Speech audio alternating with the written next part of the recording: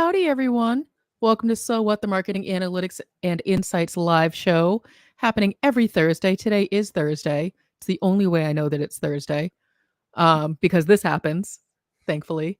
Uh, I'm Katie, joined by Chris and John. How's it going, guys? Hello. Good. Excellent. Love to hear it. Great enthusiasm. We're off to a solid start. This week, rescheduled from a couple of weeks ago, we are talking about updating your media kit. Today, we'll be talking about the basics of a media kit, where to get the metrics for your media kit, which is probably the trickiest piece that people run into, and how often you should keep your media kit updated. Now, it wasn't until a few years ago that I even had heard the term media kit. It's not something that really existed in a more academic world. And so when I started working at the agency with Chris, I started hearing the term media kit. And I still, because I was newer to PR and, all of that, I still didn't really know what it meant. And so when we started Trust Insights, the term media kit, because we wanted to have one for the company and wanted to have one for Chris's speaking, I finally saw what a media kit was. And I was like, oh, okay, that makes a little more sense, but it was still a little bit overwhelming to me because you're really, if I understand correctly, a media kit basically says, here's all the great things that somebody will get if they partner with you, if they sponsor you. Like, here's why I'm so amazing. Here's all the things I do in the digital space online, which I'm guessing at some point was more offline event things. But now it's like, I have this many followers. I'm this big of a deal here. I'm this much of a household name. People follow everything that I say. So therefore, if you pay me X number of dollars, your name will be associated with mine. Am I on the right track of what a media kit is? You are.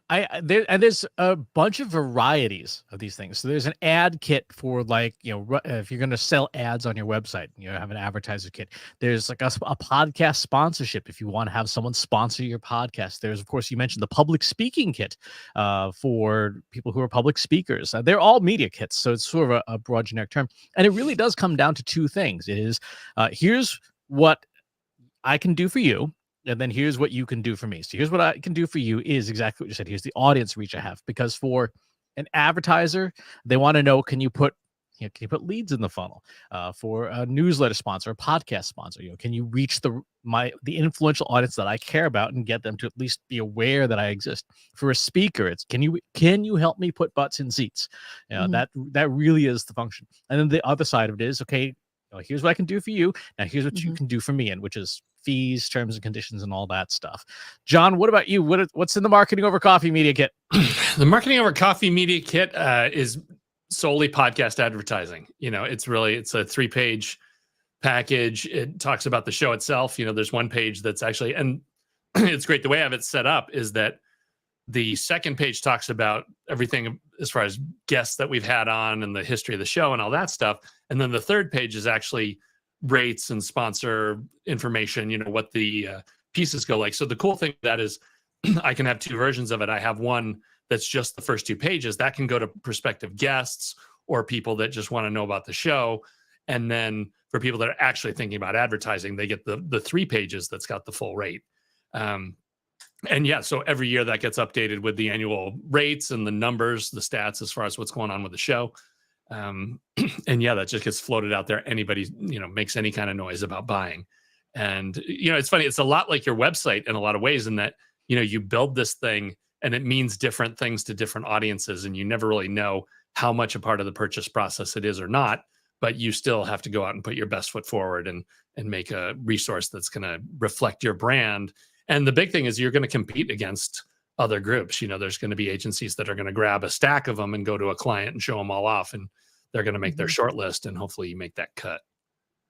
Well, it strikes me as an opportunity, because I love an opportunity, to bust out the 5P framework, because I'm hearing a lot of different use cases and user stories for why you would put together a media kit. And it sounds like the less effective media kits are the ones that are trying to reach a bunch of people in different places, where I'm guessing, again, please correct me if I'm wrong, I'm sort of newer to these pieces and assets, is that your better bet is to have a few different versions of a media kit depending on your purpose and your people and the output that you want. And so like if we are looking to get, newsletter sponsorships and speaking and, guesting on podcasts, putting that all into one place can be overwhelming and perhaps people won't know what data to look for or to get buried. So I would say, first we want to know what the heck we're doing. You do. And a big part of that, no surprise, is so if we think about the 5 Ps, there's the purpose and there's the two purposes, right? There's the purpose for us, make some money. There's the purpose for the person on the other end, which is get more leads or put butts in seats at a show, whatever that is. Mm-hmm. Second part is the people. And this is the part that almost every media kit, including mine, has been lacking. What you should be doing and what we may actually do today on the show is you need to build out who the people are that you're trying to appeal to, right? What is your ideal customer profile? If you watched the Trust Insights podcast this week, we looked at an example of doing a ideal customer profile there. I took some time before today's show because to do it properly is a lengthy process. So I put together an ideal customer profile for event planners for my speaking kit. And this took me about 90 minutes of gathering data, cleaning it, preparing it, and all that stuff as well. But I have that handy because the second P is the people. Who are the people? What do they care about? What are their pain points? What are their objections that they're going to have? If you say, hey, hire me to speak, like, who are you? Like, why do I care? Why do I care? Exactly. And then, the process of putting together the media kit, where do you get the data from? What does it look like? And then the platform, which, in this case is a PowerPoint, but it involves other technologies. Yeah. And I think that's where having, multiple user stories. So you mentioned, there's two purposes, but really there's one purpose, but there's multiple personas that feed back into that purpose. So, I want to create a media kit so that I can, get hired for things. And then I want to find a great media kit so that I can hire someone for things. It's the same purpose. At the end of the day, everybody wants to get hired. Everybody wants to get sponsorships. And so it's a matter of creating those user stories, both from your perspective, but then also from the person who's taking in all of these different media kits. Because, John, you brought up a really good point is that, agencies that represent multiple companies are just like churning these out and, inundating event coordinators and podcasters and other potential sponsors with like, and here's the 800 media kits that we have. Just pick whichever one looks good to you. Yeah, and the thing you run into with that is a lot of agencies will be like, oh, okay, this is nice, but go plug these numbers into our spreadsheet. So at least you'll have them on a single page so you can do that when that happens, because that will happen pretty frequently when you're got people shopping like that. Yeah, exactly. So do we want to start building or rebuilding one so we can see it in action? Yeah, I think we absolutely do, because unsurprisingly, a lot of the questions that I have for you guys who, you seem to have a better handle on media kits is what data do people care about? And I feel like there's, depending on who you ask, there's going to be differing opinions. Some people may say, oh, we care the most about impressions, or we want to know how well you convert. I mean, pick a data point, we could throw it in there, but how do we know what data points are the most important? Right. And it goes right back to the user story. If it is butts in seats, then your event needs exposure, and it needs exposure through essentially large groups of relevant people who are going to say, yeah, I want to go to that event. So let's take a quick look at my speaking ideal customer profile. So what I did was I took 30 LinkedIn profiles of event planners. I took a sampling of corporate ones, agency ones, independent ones, and of course, some of the people that we work with at the events that we go to, like Marketing Profs B2B Forum, Social Media Marketing World. I put them into Google's Gemini. And I said, I want to build an ideal customer profile from these 30 LinkedIn profiles. I asked a whole bunch of questions, and here's what it came up with. Here are your firmographics based on the people that I selected. Here's the company size in terms of employees and annual revenue. The location thing, it's still whiffed on there a little. Here's the technologies that those companies use. This is data that comes out of HubSpot. So HubSpot has, in its CRM software, has data available. If you give it someone's email address and it's a company email address like trustinsights.ai, it will extract what their marketing technology stack is, which is kind of handy. Then we have, what are the job functions, the job titles of the people who would be making these decisions: senior event planner, event manager, so on and so forth.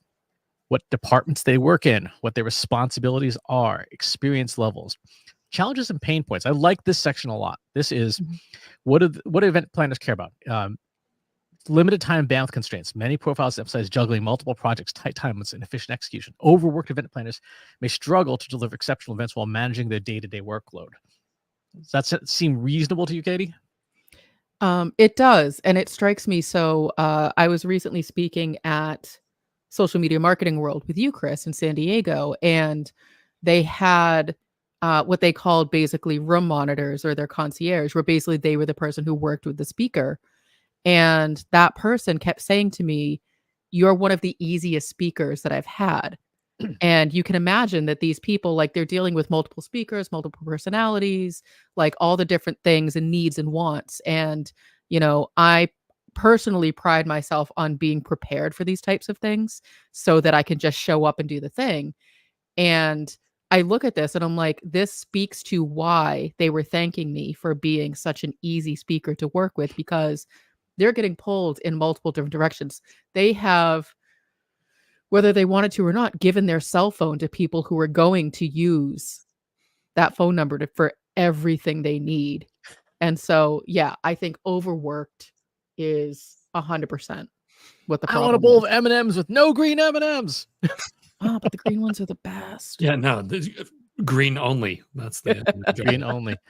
So yeah, we have the major pain points. We have what their goals are. They need to deliver a successful event. They need to demonstrate the event did its job, engage attendees, streamline the planning process, stay ahead of the curve.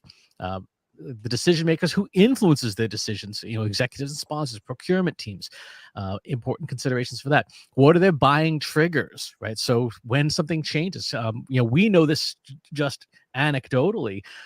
Once generative AI exploded on the scene in late 2022, my calendar got real full real fast, because it's a major change. And so a lot of events suddenly like, hey, we need more of this.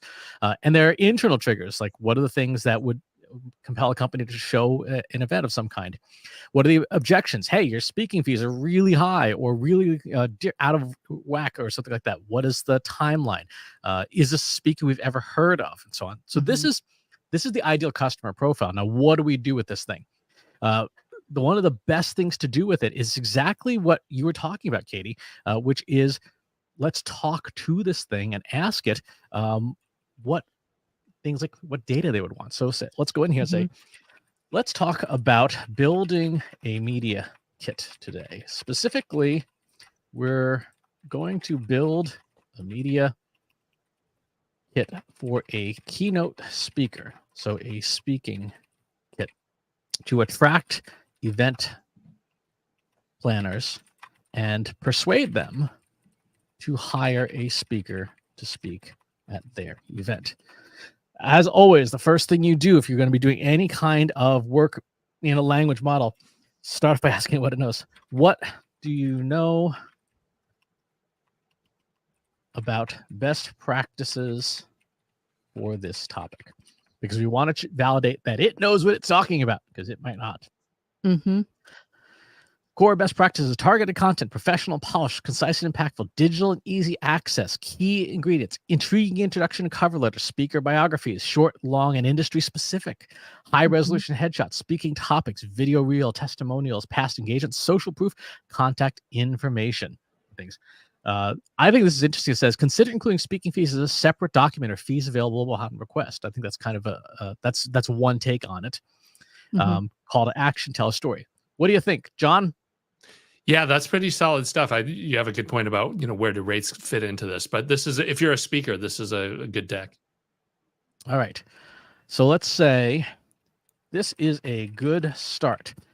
Today, let's start building a speaking kit using these guidelines.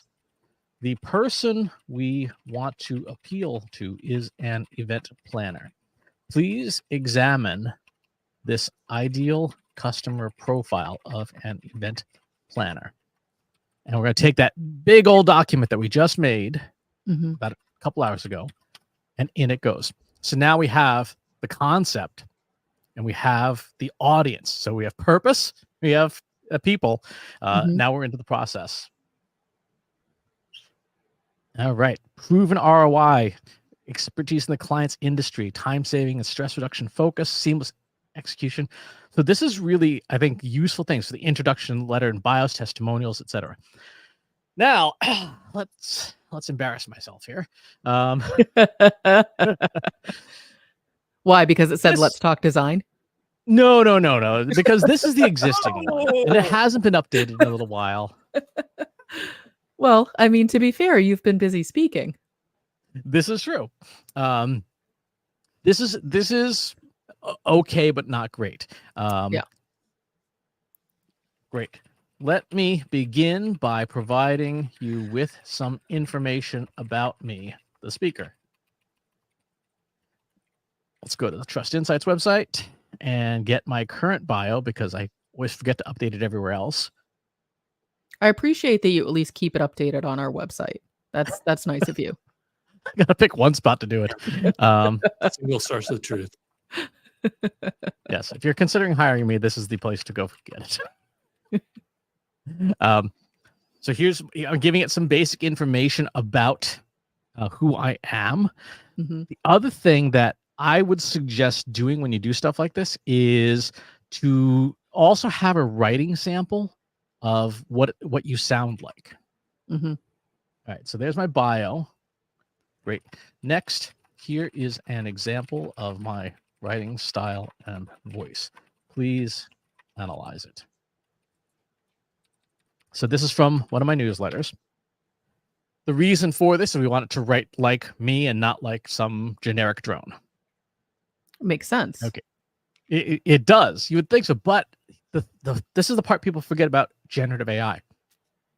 It is the world's smartest, most forgetful intern. So if you assume that it knows how you speak, it doesn't. It has no idea. It knows how humanity speaks.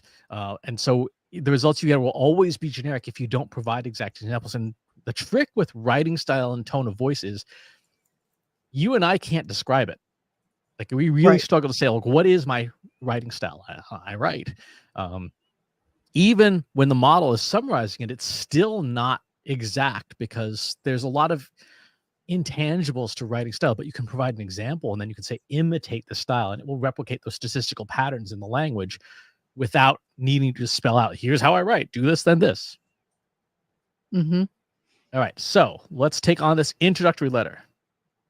Great. We're now ready to begin the introductory letter in my speaker kit. Here is the current version, which needs improvement. Using our ICP, the best practices for speaker kits, and your knowledge of my writing style, draft a more compelling introductory letter based on this starting point. Let's go ahead and take this super generic intro. Now let's see what it comes up with. Well, and I think that's, I love that we're starting there and not just here's all the data, because, when we say this about ourselves when we write bios, like we struggle to write bios for ourselves. So it's always usually helpful to have someone else write it for you.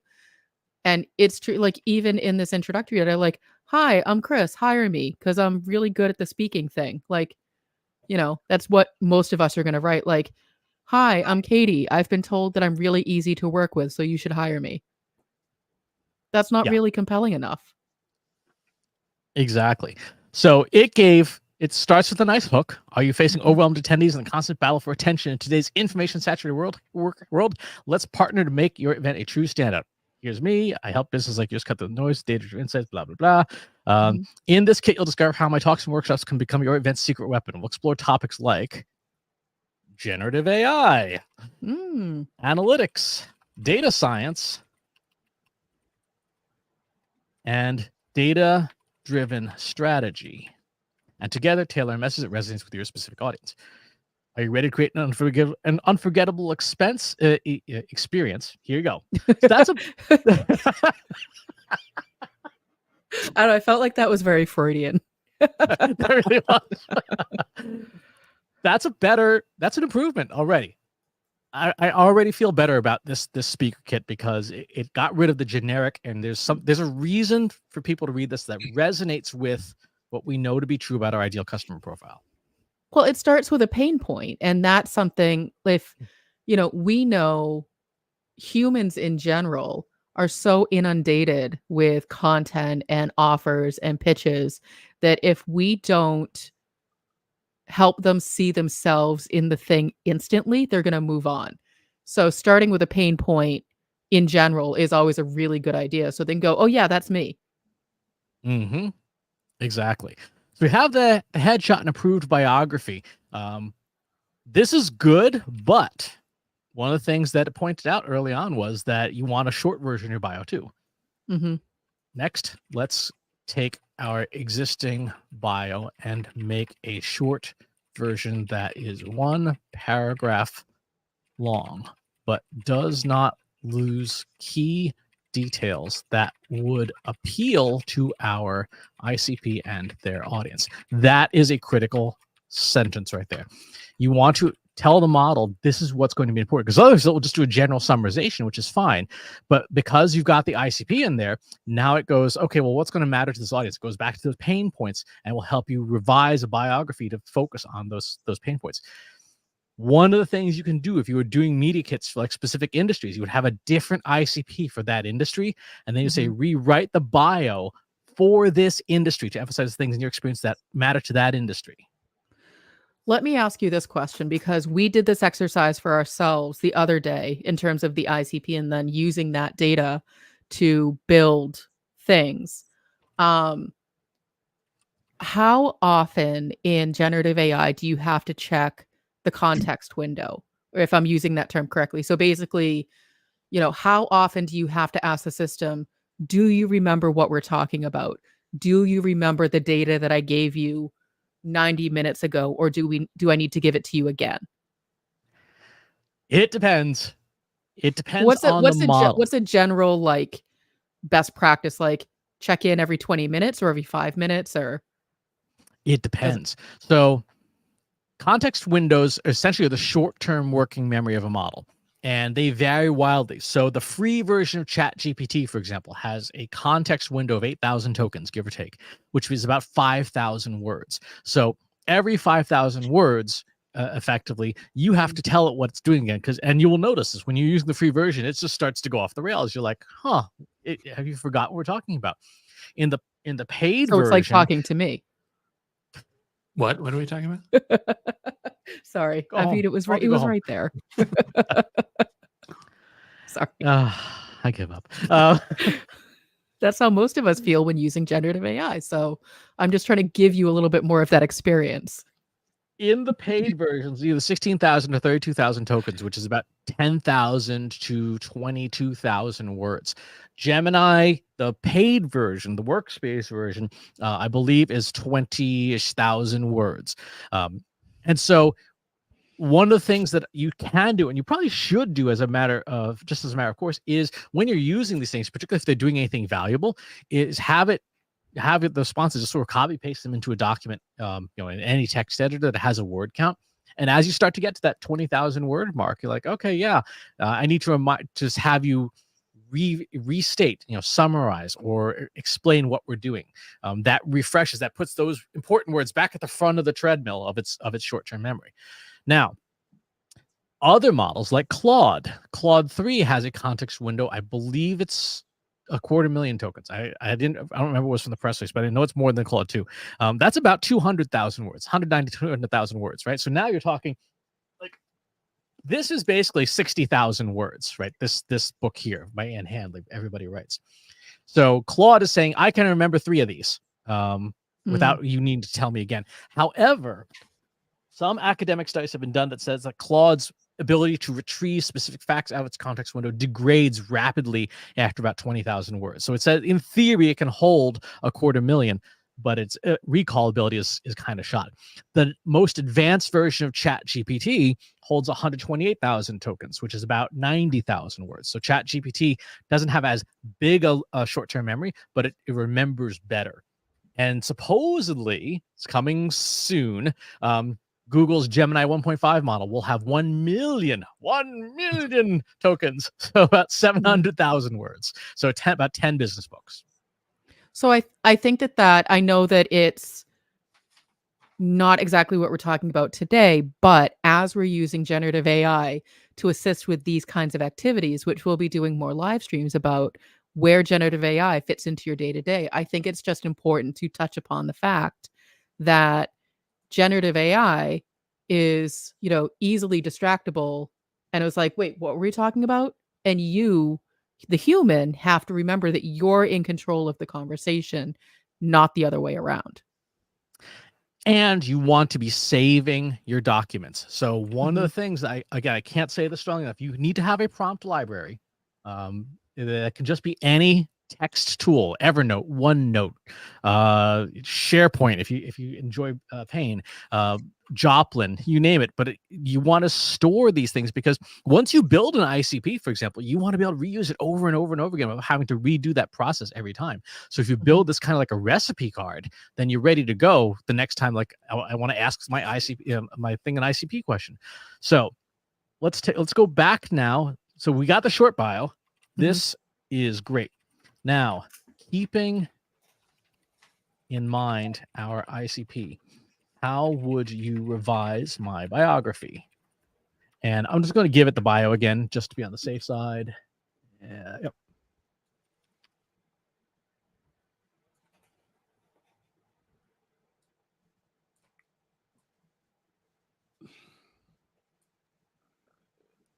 Let's see.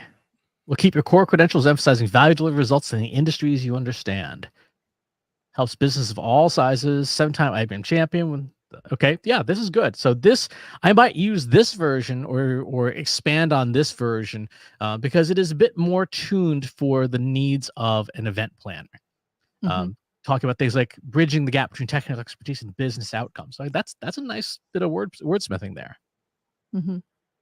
Okay. So that's the dressing, if you will, in this speaking kit. The next thing, of course, you have your usual logo slide. Everyone's got this. It's not a bad thing to have. Testimonials. You do want. Yep. Go ahead, Katie.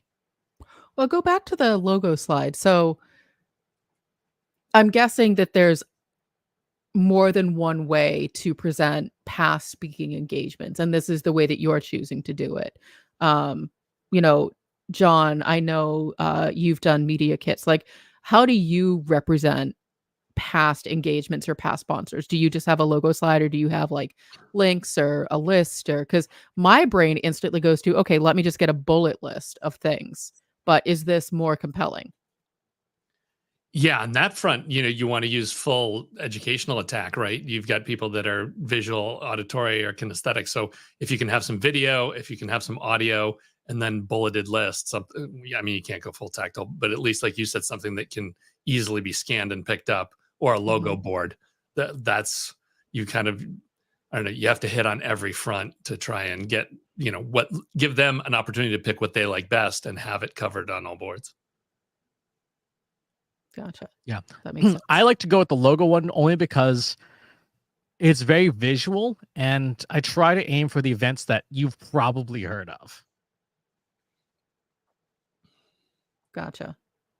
And this is where, I bring it up because I look at this and I'm instantly overwhelmed, and I'm having a hard time taking in the information. Whereas for me, just a list would be easier for my brain to process. But again, I think, John, you bring up a really good point of we can't make the assumption about how they're going to take in the information. So our best bet is to provide it a couple of different ways.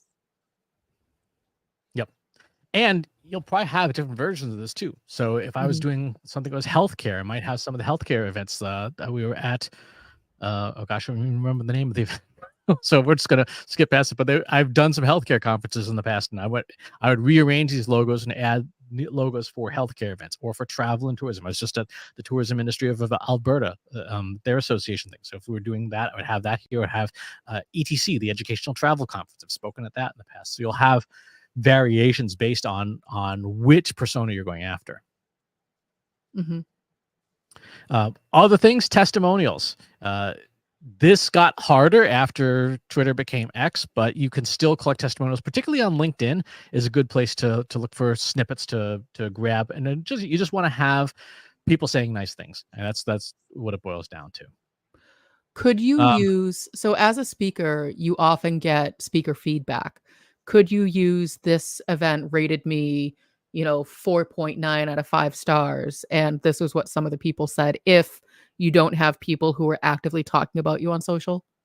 Absolutely. And in fact, that sometimes might be better. If you get feedback from the event, you can copy and paste the verbatims because they're all anonymized.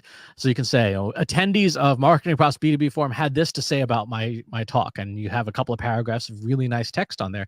You'd want to, design it up and dress it up a little bit, but you absolutely would want to do that. The same thing is true for if you're doing a sponsor kit for a podcast, right? You want to have people's ratings and reviews from like Apple Podcasts or Google Podcasts. If you've got a newsletter, when we send out the Trust Insights newsletter, it never fails. We get at least a couple of people every week emailing back in saying, hey, I really enjoyed this issue. Anonymize them, put that in there. But whatever, you always want to have some kind of social proof in a media kit. That makes sense. Okay, next, you have your current topics and talks, and then you have your essential numbers. And these are all going to be based on where you're active and what looks good. I need to change some of these because some of this is out of date. The other thing, for newsletters, you want to have a breakdown of who is on the list. So let me show you what that looks like because that is slightly different. So for my newsletter, one of the things you can do is you can take your entire mailing list. You may want to hash it for securities purposes. And then there's a company that HubSpot just bought called Clearbit. If you go to clearbit.com and you would create a free account there. You don't need to pay money for this if it decides to work. And you upload the secured version of your mailing list into it. And what it spits out is exactly this. It's just slideshow mode. It tells you who's on your list. So what size of company, B2B or B2C. So my list predominantly is B2B. It's like 2/3 B2B, 1/3 B2C. How large the companies are on that list for decision-making roles. So my list is 10.4% execs, 8% directors, 11% managers. If you care about reaching those decision makers, that's a nice stat to have to say, like, out of this 80,000 person mailing list, 28,000 of them are senior execs of companies. That's nice to be able to say that. And then what industries they're in. That makes sense. If you want other... Oh, no, go ahead. That's it. If you want other information, one of the things you can do is as long as you did your homework in advance and your newsletter or your podcast website has Google Analytics on it, you can fish your demographic data out of Google Analytics. What are the rough age ranges, the locations, where is your audience located? So like for me, 72% of my list is in the USA, 4% is Canadian. You can get the ages, the rough age brackets. So most of my list is above the age of 35. And you can get broad interests. So you can get, let's see if I have that handy. The broad interests just tell you what kind of things, other things your audience is interested in. And that in turn helps you be able to say, like, here's kind of what our audience also likes. So here, I found it. So for my mailing list, a good chunk of people are into media and entertainment, news and politics, lifestyles, and hobbies. If we drill down into this, it's technophiles, movie lovers, entertainment news enthusiasts, TV lovers, shutterbugs, avid investors.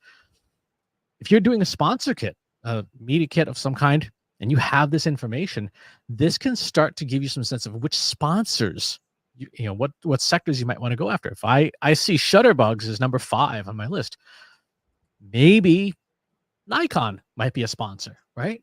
Maybe Canon, maybe Snap. They call themselves a camera company.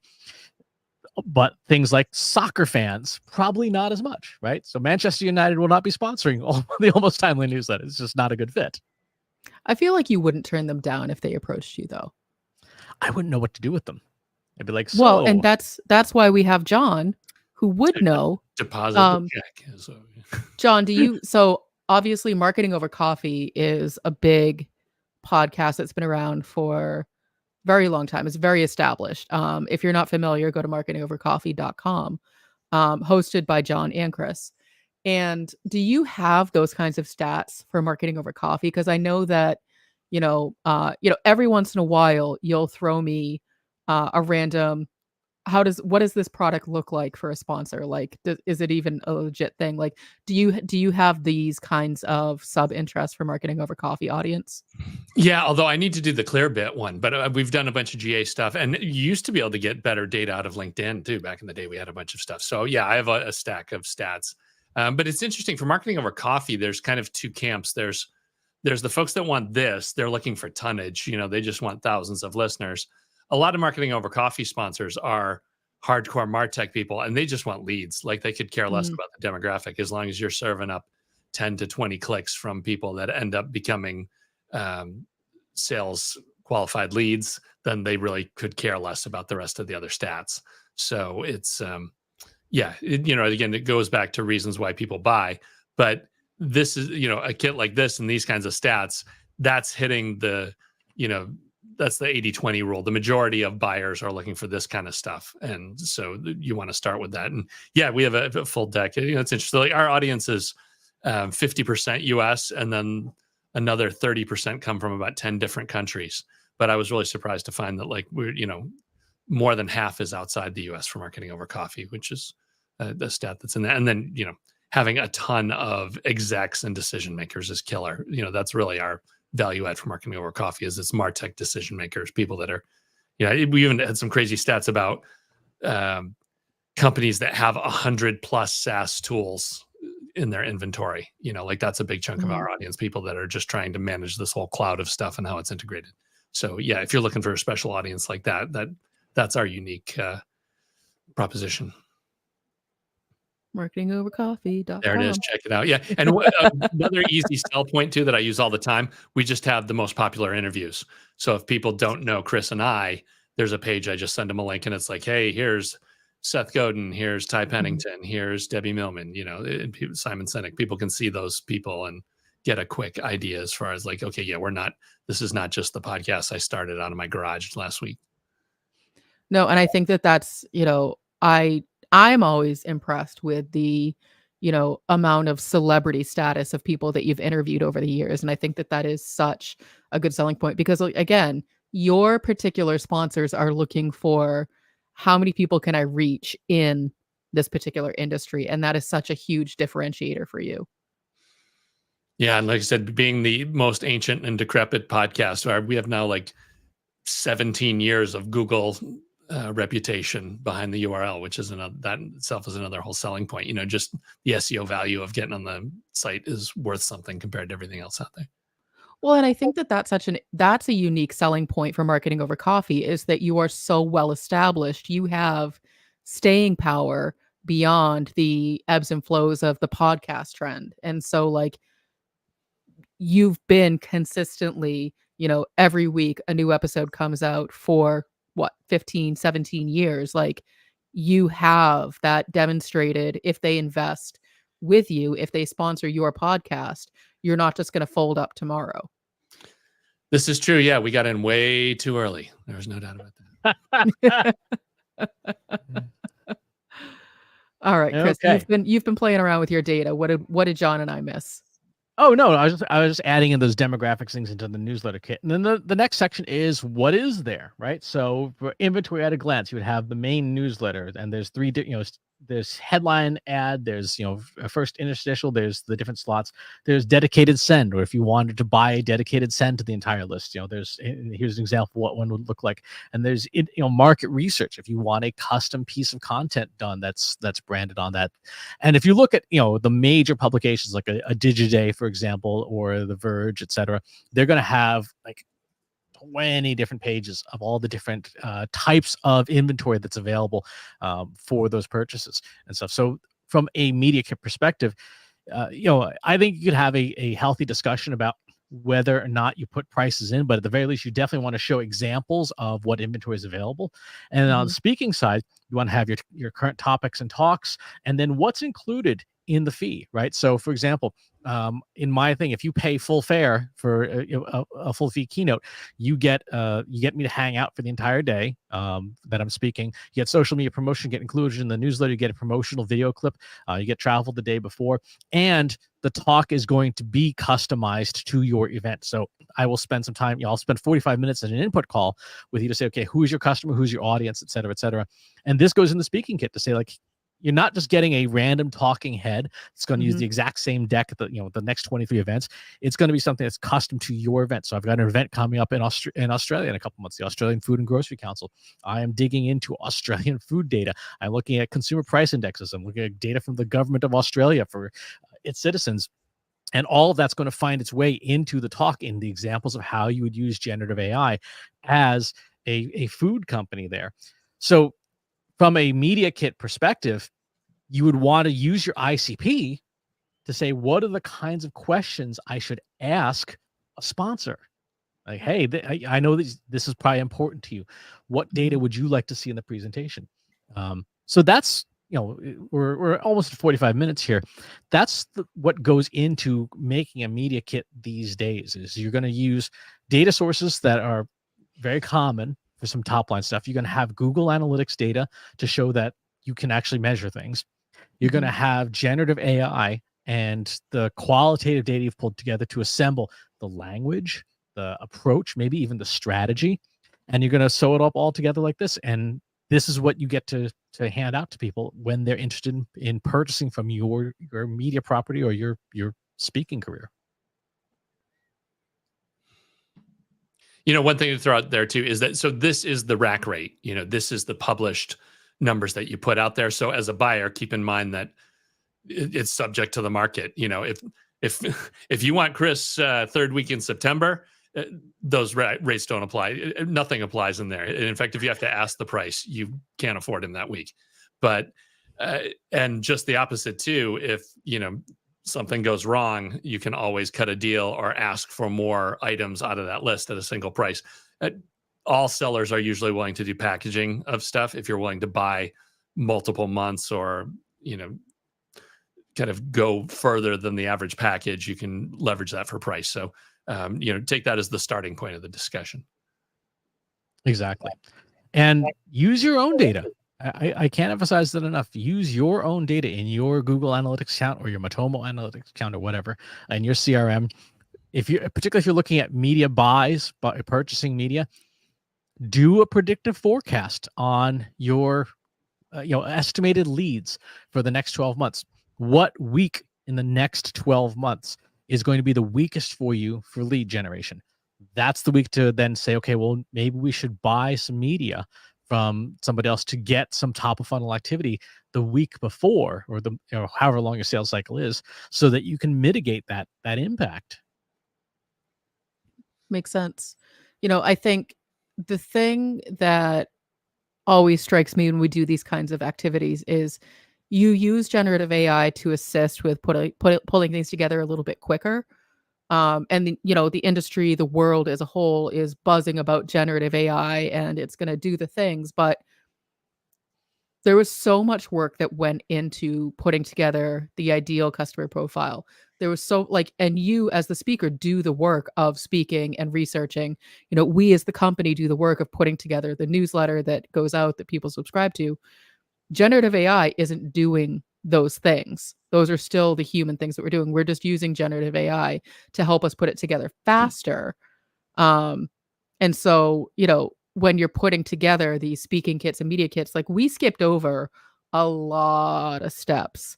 And so, no, and I mean, because you and I, Chris, went through it the other day, and it was at least 2 hours of us sitting there going, "Oh, I don't know if this is right." And then we eventually got to a good result. Well, yeah. I mean, we were pulling data out of our CRM. We were pulling data out of previous pitches that we've submitted. We were pulling data from all over the place, and generative AI is a tool, right? Is a Yeah. very powerful tool for dealing, particularly in this case, with language. It is not going to do all of the work for you. It will not be able to for a considerable amount of time. It will eventually, as AI agents accelerate. But right now, and in early 2024, you, the human being, still have to provide the data. You have to provide the ideas. You have to provide the feedback, and you have to provide the framework for the tool to operate in. And in the same way that in your kitchen, the appliances don't do the cooking for you. They do part of it, but you still have to buy the ingredients. You still got to buy the appliances. You got to know how to safely use the appliances. You've got to do the menu. You've got to do the recipes and stuff, and you've got to serve and eat the dinner. And the appliances are good. I wouldn't want to try making any number of dishes without them. Like cooking a beef Wellington without a stove is a pain, but it's not magic. Well, and all of that to say, we're here to help. So if you're trying to put together media kits, or if you're trying to figure out how to use generative AI to do some of the things that we did, like put together an ideal customer profile, or use it to revise your existing media kits or sponsorship kits or other things, give us a shout, trustinsights.ai/contact. You can talk with the one and only John Wall. He's happy to take your call. Operators are standing by. And no I project's think too big, no fee is too big. yes, It's Ghostbusters. So, I think I mean, I always love these refreshers on things like media kits because they're still relevant despite what's going on in the industry. They're still the best way and most well understood asset to communicate, here's why you should work with me. Yep. And like you said, generative AI is now part of your toolkit. And so you should be, as a marketer, looking at all of anything that is language based, your sell sheets, your website, your emails, your sales pitches, using the tools like we did today to refine them, right? It builds your ideal customer profile, and then take the top 5 emails, that your email templates that your salespeople are sending out, and ask it, how well would this email resonate with our ideal customer profile? You're going to be real surprised at the feedback you get, because it's probably going to say, wow, you're kind of pushy. Right? Or it's going to say, this is a really solid pitch to it, but you won't know until you do that work. So as Katie said, if you want to talk with us about that, you can just do the contact form. You can do the AI services form. But either way, use these tools to improve everything that you're doing, because they are capable of doing that with your guidance. Any final parting words? Nice working with you, Dr. Venkman. Ray, the next time someone asks you if you're a god, you say yes. We'll talk to you next time. Thanks for watching today. Be sure to subscribe to our show wherever you're watching it. For more resources and to learn more, check out the Trust Insights podcast at trustinsights.ai/TI podcast, and our weekly email newsletter at trustinsights.ai/newsletter. Got questions about what you saw in today's episode? Join our free Analytics for Marketers Slack group at trustinsights.ai/analytics for marketers. See you next time.